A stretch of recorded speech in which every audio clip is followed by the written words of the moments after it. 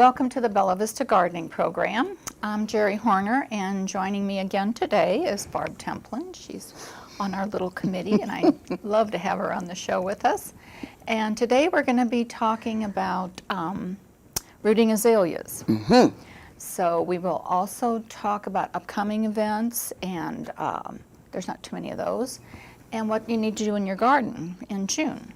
So the upcoming event mainly is the Bella Vista Garden Club is having what they call a virtual sale from June 11th to June 13th. Our normal sale is the first Saturday of May, but with the virus shutdown, it hasn't worked.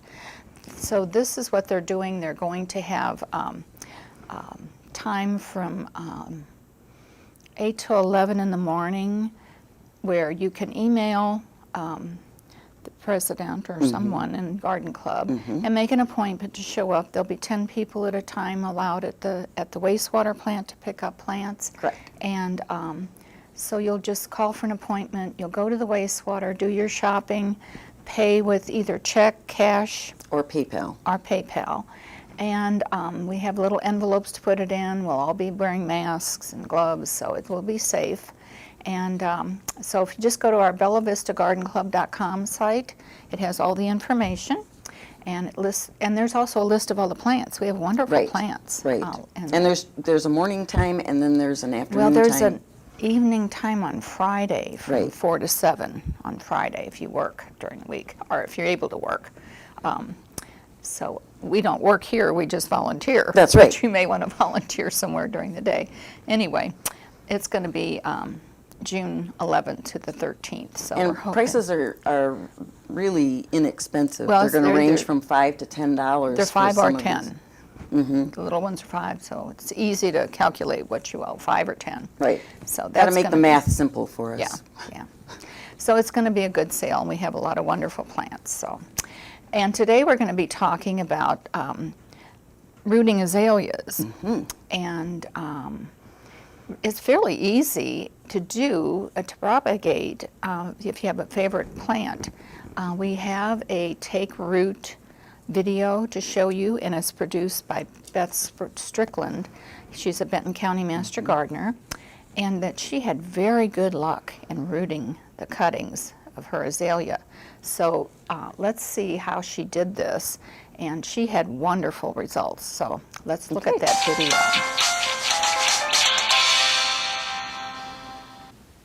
Welcome to Take Root.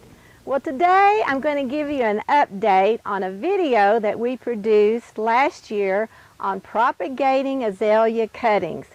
As you can see, these are my 1-year-old babies.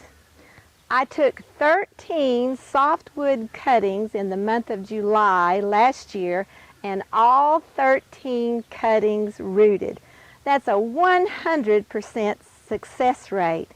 Now, because this is an important method of propagating our favorite plants, I thought it's important to revisit those steps again today. Isn't this the most glorious white azalea you've ever seen?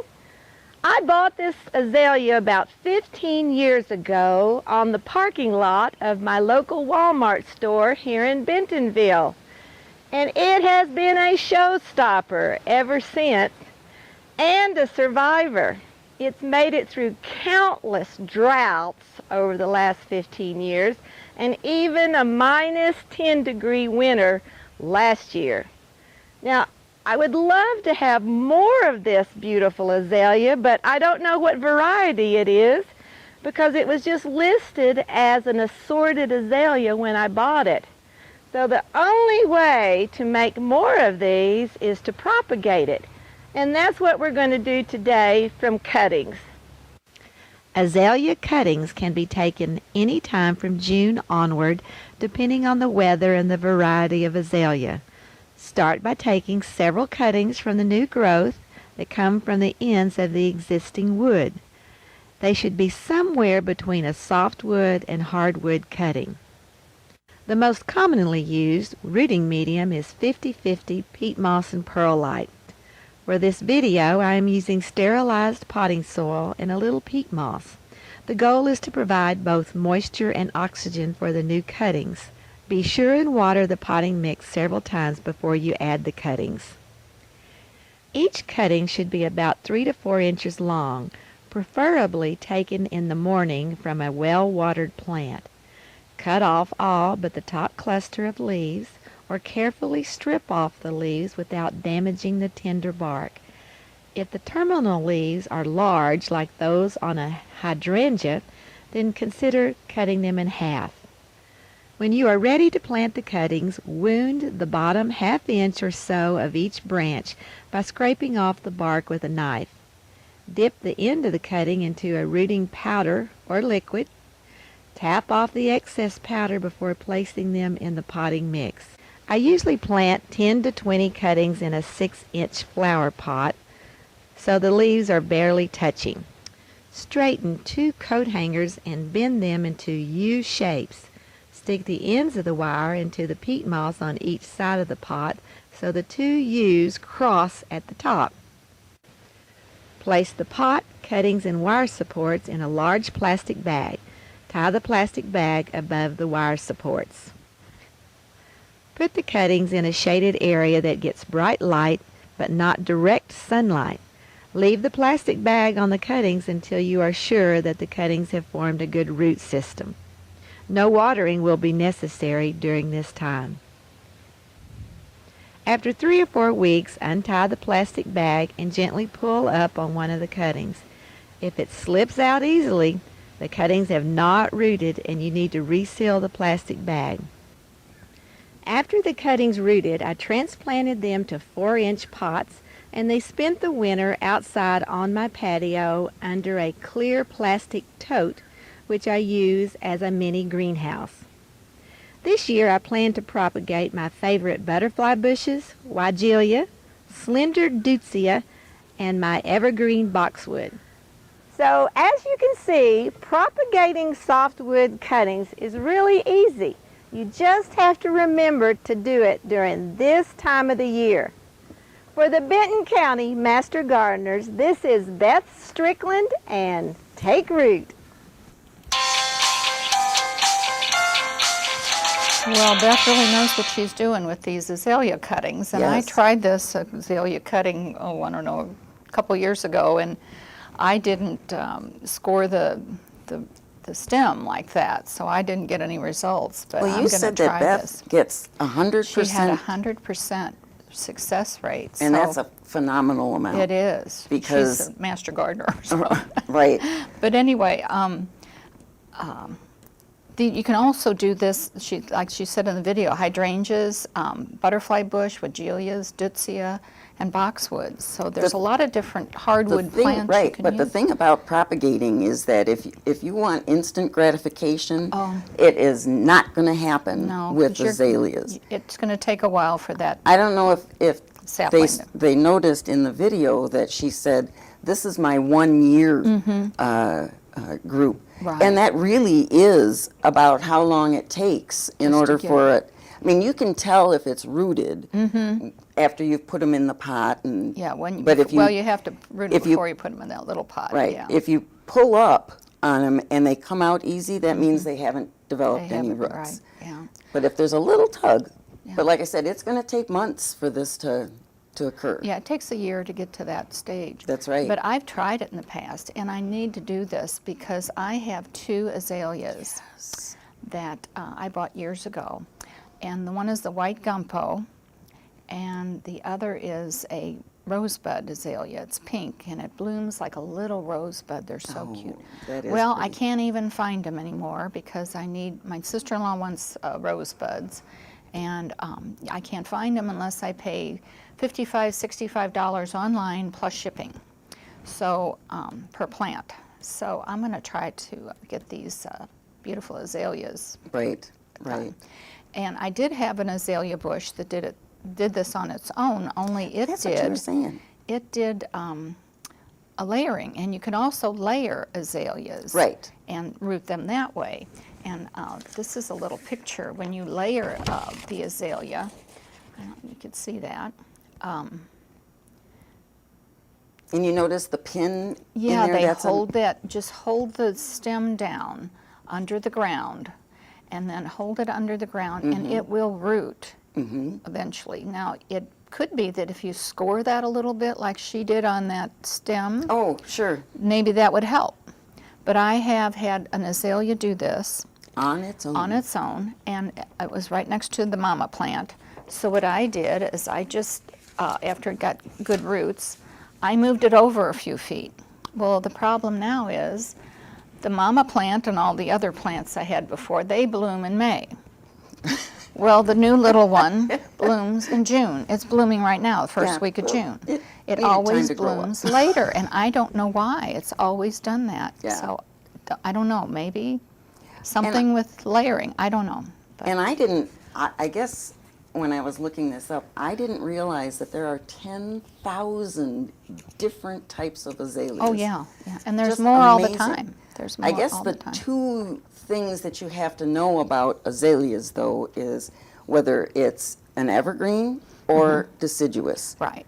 Because propagating them then is a little different for Could be each the one. time And it's of really year. hard to propagate deciduous ones. Yeah, I think so. That's why they're so much more expensive, I think, too. I guess, yeah. Yeah. So anyway, if you want to try that process, the layering method, they say it should be done in early spring or in autumn, either one. And then you want to select a stem that's at least 2 years old off of the bush that bends, and then cover it real well with the ground. And then you can dig a trench also if you want to do that's a a good trench. idea. And you may have several places where it'll root. It would be actually several different plants. Now I also had an oak leaf hydrangea that did this on its own. A branch was down on the ground, I didn't notice, and had mulch on top of it, and it rooted.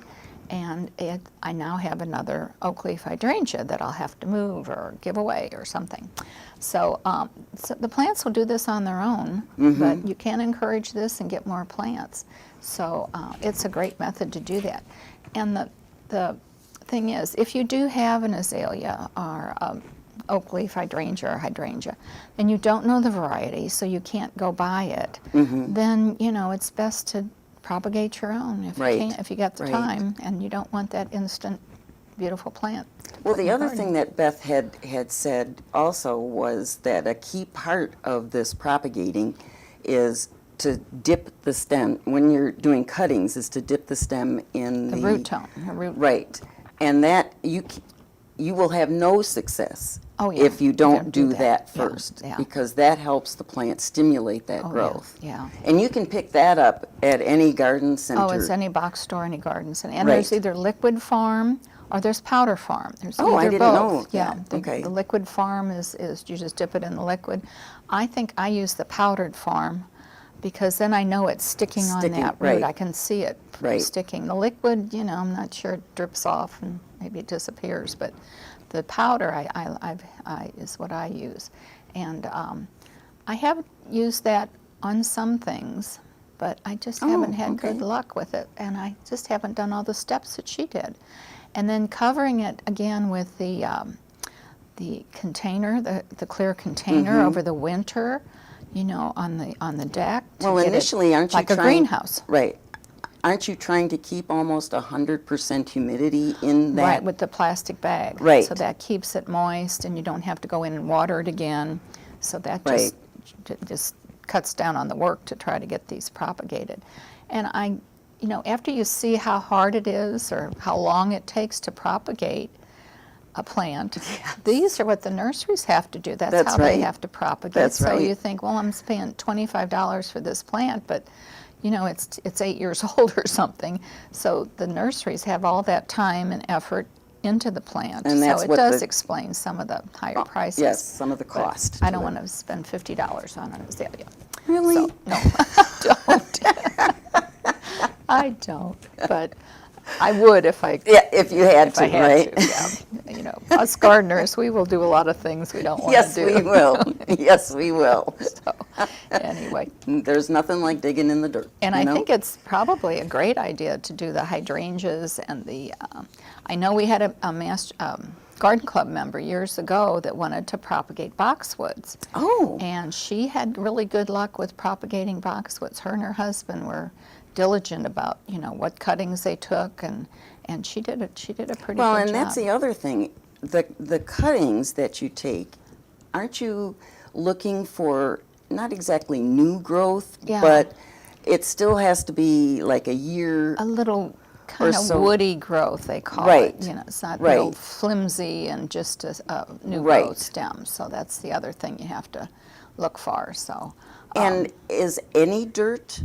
Well, she okay. used a mix of the peat moss and And the perlite. perlite, yeah. I think she used a different mix. Okay, okay. But it's you just have to have that peat moss in there to keep that nice and moist while Right. they're setting their roots. Right. So, and then not to put that in the sun when you're trying Exactly, to get rooted. yeah. I had them. Yeah. I had them on the bench, my potting bench, which would get light but no direct sun. And then wait. And then wait. You have And to wait. and wait. And wait. And then don't try to pull them. You know, the longer you wait, the better it is. That's right. If you wait that 6 or 8 weeks, you know. Well, in fact, not it's gonna hurt. probably better to like forget about them for Yeah, a while. yeah, You know. yeah. You don't certainly want to be counting the days because No, that'll. But if you just write on the bag, you know, when you actually put them in the pot. I Right. think that would help me to know how long it's been, because I couldn't remember probably when I cut them.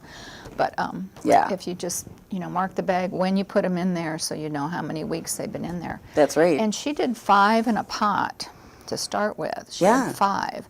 And even if you leave them in there and they get more roots, it won't hurt anything, because you're going to move those 5 to cuttings individual. to individual 4-inch pots. So you'll have enough room in that 4-inch pot for roots. So when do you think they're ready to be planted outside? Well, I think that first year, Okay. you know, So after you she wait saw that how first they were, year and they then. looked in 1-gallon pots. She had them in 1-gallon pots. So I think they'd be ready to plant. But when you do plant them, then you'd also have to allow for how large that mature plant's going to be. Right, Because right. if it's just one stem, you don't want to plant them too close together. So Right. you have to prepare that plant will eventually be as big as the mother plant. Now, May not be a couple years, but do azaleas grow fairly quickly? it depends on the variety, I think. Okay, that makes I've had sense. The gumbo azaleas I had, they grew fairly quickly. Oh. They spread. Well, the gumbo azalea is a low-growing azalea, Oh, that's nice. and it blooms later.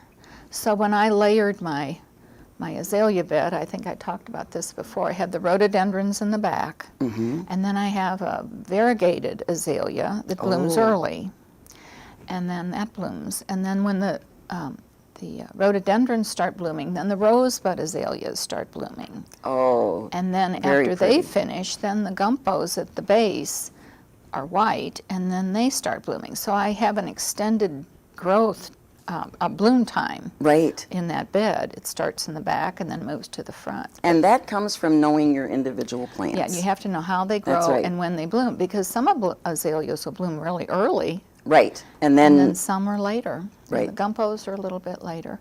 And I did add a new variety this year called Snow.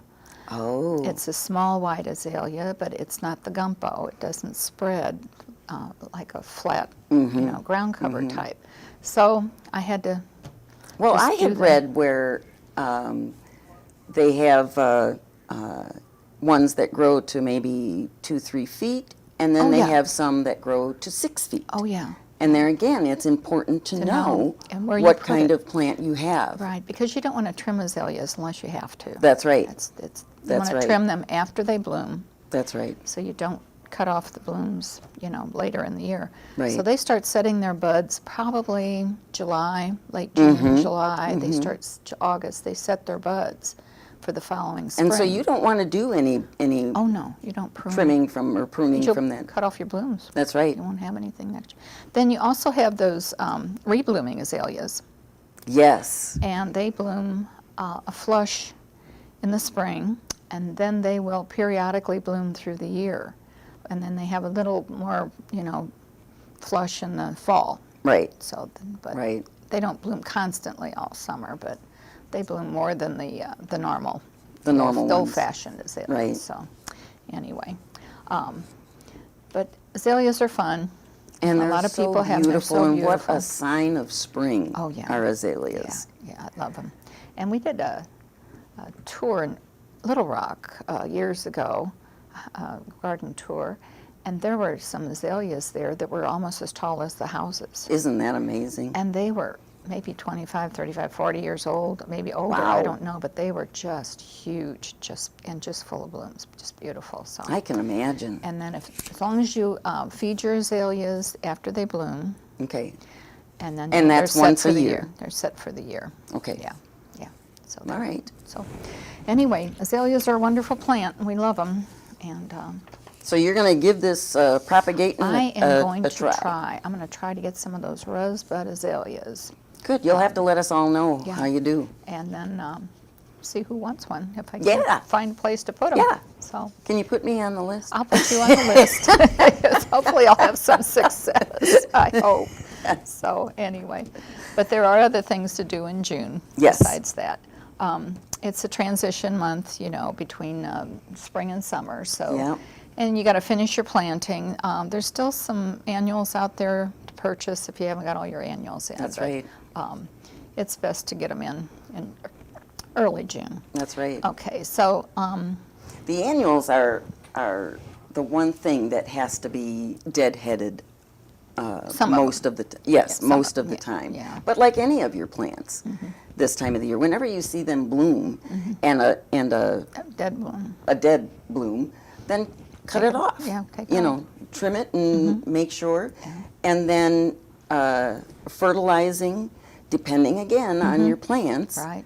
Um, Annuals in pots take a lot more fertilizer. right, right. And the because herbs- you're watering more. Yeah, you're washing Pots it out. than So if you haven't finished planting your herbs, you want to do that. And June and July is when you want to harvest your garlic, because you planted them last October, hopefully. hopefully. Yeah. And then Yep. bulbs, we have the Well, my favorite bulb now is the lady, the naked ladies. the naked ladies. Oh, that's They come up with this beautiful, tall green leaf, and it looks so lush. And So then tropical. they die off, and then a month or so later, you see this one little stalk coming up. yeah. And I tell you, Isn't it? that is the most gorgeous bloom. It smells good too. Yes. And when you see that the leaves have turned brown, you can cut them off. You After can- they turn brown. Yeah. That's right. That's right. You can. Okay.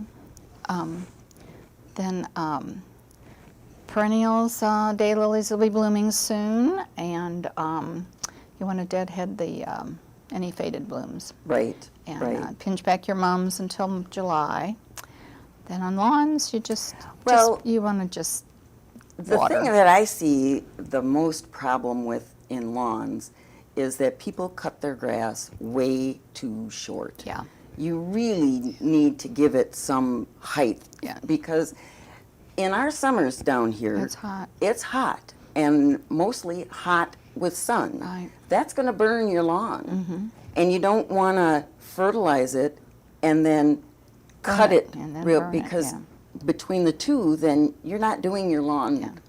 And good- you just good need favor. you just need an inch of water a week for the lawns. Right. So And keep it that. says to any book that I've ever read, it says that you need to, keep your lawn at maybe 2-3 inches tall, because that's a healthy It's height. a healthy height. Yeah. Yep.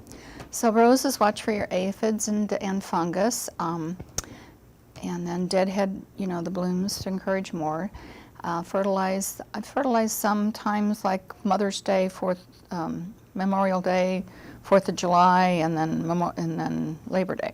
So Now, does that's a that good- take a special fertilizer Well, for there's roses? rose fertilizers, and there's a fertilizer recipe on our website, bellavistagardenclub.com, under roses, or under garden information. You'll find that in there. It's a great It's a recipe. resource. It's got so much Oh information. yeah, in it. there's a lot of information on the website. And I haven't seen a Japanese Ladybug. beetle yet. Yes. I haven't seen any, so I don't know if they're just late. We're keeping or our they're not fingers coming. crossed. Yeah, keep your fingers crossed. Trees and right. shrubs, we got to prune the dead limbs out. Yeah, and That's that's about really about about it.